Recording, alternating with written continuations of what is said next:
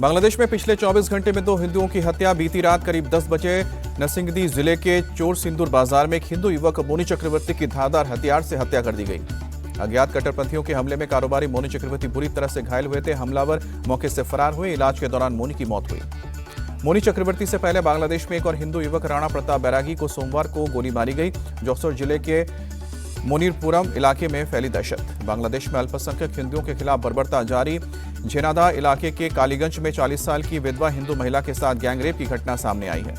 आरोपी शाहीन और हसन ने महिला के साथ गैंगरेप के बाद उसे पेड़ से बांधकर उसके बाल काटे। पीड़िता के साथ बर्बरता का वीडियो बनाकर सोशल मीडिया पर वायरल किया। पीड़िता के मुताबिक शाहीन से 2.5 साल पहले खरीदी 20 लाख टका में जमीन और 2 मंजिला इमारत। शाहीन ने कई बार उसके सामने रखा गलत संबंध का प्रस्ताव। पीड़िता के पुलिस को बताया। शनिवार की शाम शाहीन और उसके साथी हसन ने घर में घुसकर गैंगरेप किया। बलात्कार के बाद 50,000 टका की मांग भी की। न्यूयॉर्क की फेडरल कोर्ट में निकोलस मादुरो ने नार्को टेररिज्म के तमाम आरोपों को साफ इनकार किया। कहा कि मैं दोषी नहीं हूं, आज भी वेनेजुएला का राष्ट्रपति हूं। निकोलस मादुरो ने फेडरल कोर्ट में एक ट्रांसलेटर के जरिए स्पेनिश में रखा अपना पक्ष। कहा कि मुझे किडनैप किया गया, कराकस में मेरे घर से पकड़ा गया।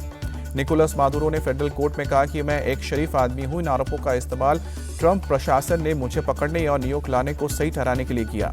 निकोलस मादुरो और उनकी पत्नी सीलिया फ्लोरेंस की कोर्ट में अगली पेशी 17 मार्च को होगी। मादुरो और उनकी पत्नी को कड़ी सुरक्षा में कोर्ट से वापस ब्रुकलिन ले जाया गया। निकोलस मादुरो और उनकी पत्नी को सोमवार की सुबह ब्रुकलिन जेल से कड़ी सुरक्षा के बीच हेलीकॉप्टर से न्यूयॉर्क लाया गया। लंगड़ाते हुए मादुरो को एक बख्तरबंद गाड़ी में बैठाया गया। निकोलस मादुरो को जेल की वर्दी में हथकड़ी के साथ मैनहट्टन कोर्ट हाउस में पेश किया गया। मादुरो के वकील ने उनकी गिरफ्तारी की वैधता की चुनौती की है। डेमोक्रेट सीनेट चक शुमर ने वेनेजुएला में ट्रंप के एक्शन को बताया खतरे की शुरुआत। कहा, अमेरिकी जब भी सत्ता परिवर्तन की कोशिश में शामिल हुआ, अमेरिकियों को खून और धन से कीमत चुकानी पड़ी। चक शुमर ने ट्रंप की ग्रीनलैंड और दूसरे देशों पर विदेश नीति का जिक्र करते हुए दी चेतावनी। कहा कि अमेरिकी जनता ने अंतहीन युद्धों के एक और दौर के लिए सहमति नहीं दी थी। वेनेजुएला के उपराष्ट्रपति डेल्सी रॉड्रिग्स ने संभाला अंतरिम राष्ट्रपति का पदभार। शपथ ग्रहण समारोह में वेनेजुएला के लोगों से एक राष्ट्र के रूप में शपथ लेने की अपील की। अपने भाई और नेशनल असेंबली के अध्यक्ष जॉर्ज रॉड्रिग्स के सामने खड़े होकर डेल्सी रॉड्रिग्स ने कहा, देश की स्थिरता और शांति के लिए खतरे के इन भयानक समय में हम वेनेजुएला को आगे बढ़ाएंगे। मेक्सिको की राष्ट्रपति क्लाउडिया शेनबाउम ने राष्ट्रपति ट्रंप की हमले की धमकी को किया नजरअंदाज। कहा कि मुझे कोई खतरा नहीं दिखता, यह तो बस उनके बोलने का तरीका है। दिल्ली के वेलकम इलाके में देर रात 2 युवकों पर चाकू से हमला। एक की मौत, दूसरे की हालत गंभीर। पीली मिट्टी इलाके के एक पार्क में अरमान और अल्ताफ अली पर अज्ञात लोगों ने हमला किया। अल्ताफ का जीटीबी अस्पताल में इलाज किया जा रहा है। पुलिस और फॉरेंसिक की टीम मौके पर पहुंची। हमलावरों की शिनाख्त और तलाश के लिए खंगाले जा रहे हैं सीसीटीवी फुटेज। दिल्ली के लक्ष्मी नगर इलाके में ट्रिपल मर्डर से हड़कंप। आरोपी युवक ने अपनी मां, बहन और भाई की हत्या की। थाने में जाकर खुद सरेंडर किया। यूपी में आज आएगी एसआईआर की ड्राफ्ट लिस्ट। दावे और आपत्तियां दर्ज कराने की अवधि आज से 6 फरवरी तक के बीच होगी। एसआईआर के खिलाफ आज कोर्ट जाएंगी ममता बनर्जी। एक जनसभा में उन्होंने किया था ऐलान। दिल्ली विधानसभा के शीतकालीन सत्र का आज दूसरा दिन। पहले एलजी के अभिभाषण पर चर्चा होगी, फिर वायु प्रदूषण पर लाया जाएगा प्रस्ताव। यूपी के सीएम योगी आदित्यनाथ आज प्रेस कॉन्फ्रेंस करके विकसित भारत जी राम जी कानून पर करेंगे बात। मथुरा में आज से शुरू होगी आरएसएस की अखिल भारतीय कार्यकारिणी की बैठक। वृंदावन के केशव धाम में 2 दिन चलेगी कार्यकारिणी। भागलपुर में जनता दरबार के दौरान डीएसएलआर पर भड़के डिप्टी सीएम विजय सिन्हा। कहा कि रिटायरमेंट से पहले वीआरएस दिलवा दूंगा। डिप्टी सीएम विजय सिन्हा ने जमीन से जुड़े मामलों की सुनवाई की। एक शिकायत पर सीओ से कहा कि लटकाओ भटकाओ वाला रवैया अब नहीं चलेगा, 15 दिन में करो निदान। यूपी में पंचायत और विधान परिषद का चुनाव अकेले लड़ेगी कांग्रेस। प्रदेश अध्यक्ष अजय राय बोले, हम विधानसभा की सभी 403 सीटों की तैयारी कर रहे हैं। अजय राय के बयान पर समाजवादी पार्टी का पलटवार। प्रवक्ता उदयवीर सिंह बोले, हाईकमान के फैसले से पहले बयानबाजी ठीक नहीं। बेंगलुरु में भी दूषित पानी की सप्लाई की आई शिकायत। पिछले 2-3 महीने से लिंगराजपुरम इलाके में पीने के पानी की सप्लाई में सीवेज का पानी बह रहा है। यूपी के संभल में अवैध मकानों पर आज फिर चलेगा बुलडोजर। राया बुजुर्ग इलाके में मस्जिद कमेटी के लोगों ने बनाए हैं अवैध मकान। वाराणसी के दाल मंडी में आज फिर होगा बुलडोजर एक्शन। अतिक्रमण को हटाया जाएगा। बिहार के मुजफ्फरपुर में अतिक्रमण के खिलाफ फिर चला बुलडोजर। शरीफुद्दीनपुर बाजार में अवैध दुकान और घरों को गिराया गया। गंगा सागर मेले की तैयारी में जुटी बंगाल की सरकार। सीएम ममता बनर्जी ने जायजा लिया। सागर द्वीप को मेले से जोड़ने वाले ब्रिज की नींव भी रखी। गंगा सागर स्थित कपिल मुनि आश्रम पहुंची सीएम ममता बनर्जी। पुल की नींव रखने के बाद भगवान का आशीर्वाद भी लिया। मुरी गंगा पुल की नींव रखने पर गदगद दिखी सीएम ममता बनर्जी। कहा कि मैंने अपने कमिटमेंट को पूरा किया। सीएम ममता बनर्जी का बीजेपी पर हमला, कहा कि जो लोग हमसे काम का रिकॉर्ड मांगते थे वो आज बंगाल के विकास को खुद आकर देख लें। मुरीगंगा पुल की नींव रखने पर बीजेपी ने ममता सरकार को घेरा, कहा कि उनके पास निर्माण का कोई अधिकार नहीं है, लोगों से झूठ बोल रही हैं सीएम।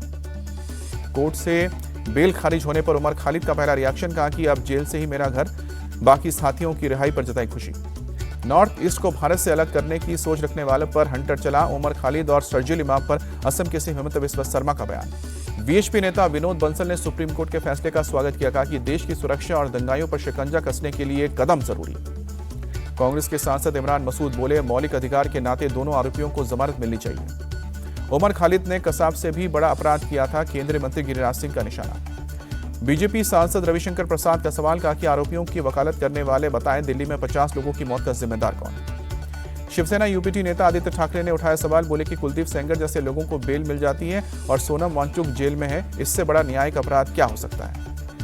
कर्नाटक के बीदर में जिला कमेटी की बैठक बनी जंग का अखाड़ा, कांग्रेस एमएलए और बीजेपी विधायक के बीच तीखी नोकझोंक हुई। 40 दिन की पैरोल पर बाहर आया राम रहीम, 15-20 सुनरिया जेल से बाहर आया है डेरा चीफ।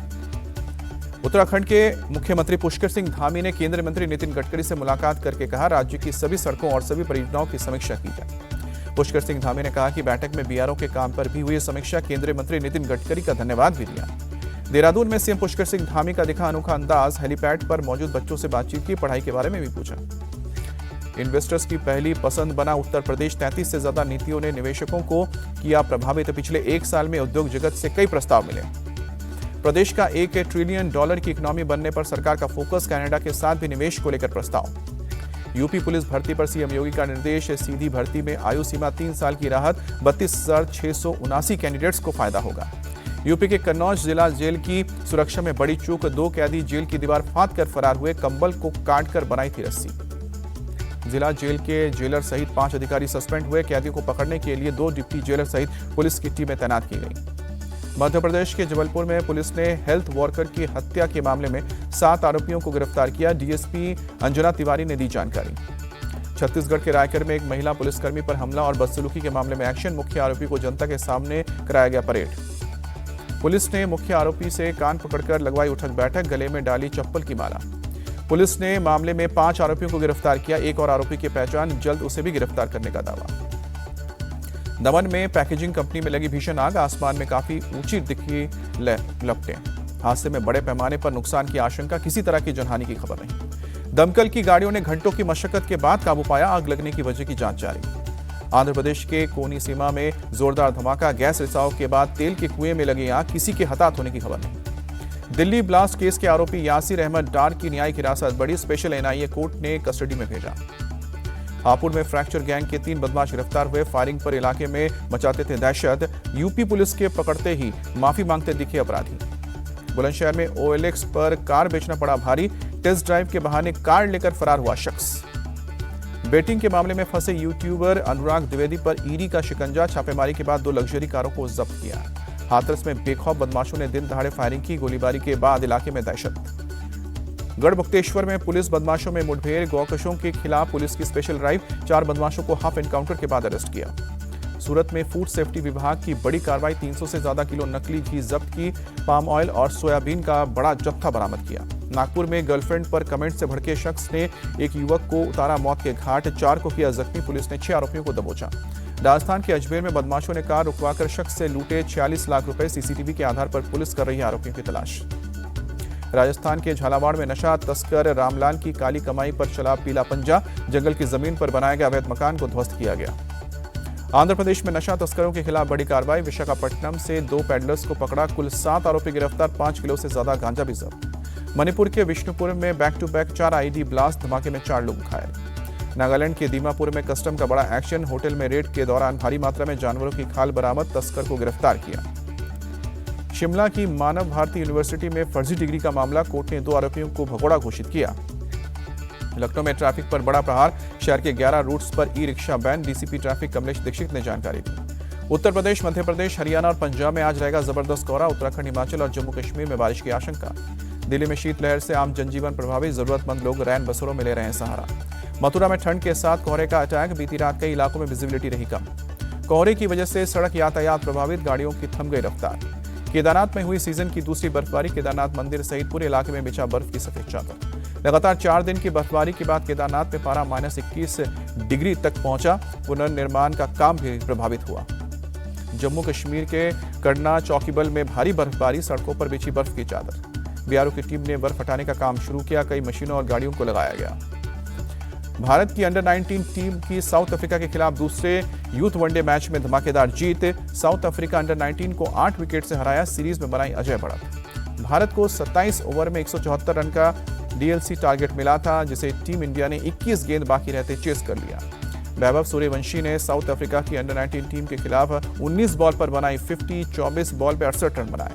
वैभव सूर्यवंशी ने अपनी पारी में 10 छक्के और 1 चौका भी जमाया। 68 से लेकर 64 रन बाउंड्री से बनाए। बांग्लादेश सरकार ने अपने देश में आईपीएल के प्रसारण पर बैन लगाया। मुस्तफिजुर रहमान को कोलकाता नाइट राइडर्स टीम से बाहर करने के बाद फैसला लिया। टेस्ट क्रिकेट में जो रूट ने की रिकी पॉन्टिंग की बराबरी, 41 शतक पूरे कर तीसरे स्थान पर पहुंचे। अभी तेंदुलकर और कैलिस से हैं पीछे। रिलायंस फाउंडेशन ने यूनाइटेड इन ट्रायम्फ कार्यक्रम को आयोजित किया। वर्ल्ड कप जीतने वाली भारतीय क्रिकेट टीमों को सम्मानित किया। मुंबई में यूनाइटेड इन ट्रायम्फ कार्यक्रम में पहुंचे सचिन तेंदुलकर पत्नी और बेटी के साथ आए नजर। असम के गोलाघाट दौरे पर पहुंचे मुख्यमंत्री हिमंत बिस्वा शर्मा, लवलीना बोरगोहेन ने स्पोर्ट्स कॉम्प्लेक्स का उद्घाटन किया।